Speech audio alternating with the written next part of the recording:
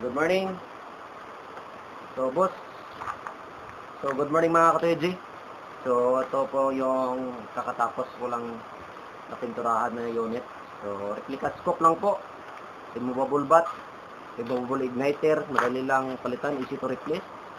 Yung pagsuling bala, 20 inches barrel with 3 layers, 1 up from pipe, 1 up PVC pipe, 3/4, then yung semi-silencer niya.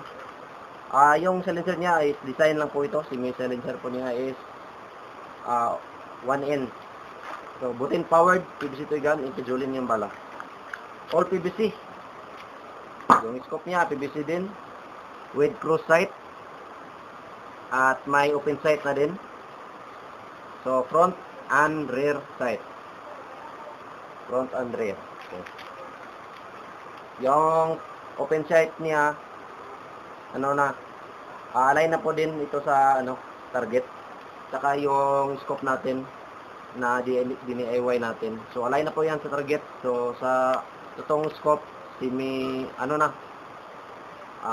zero. Naka-zero na. Paggamit ito, dapat nakayuko yung unit. At press 5 seconds. 1, 2, 3, 4, 5.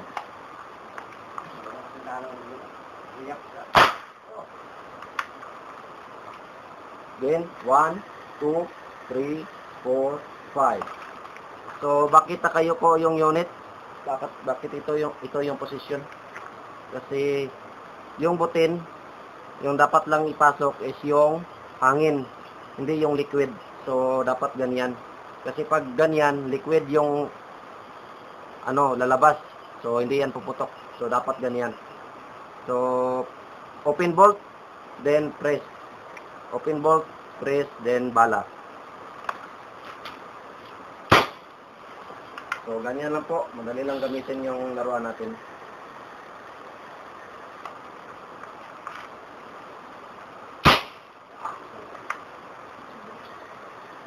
Five seconds lang.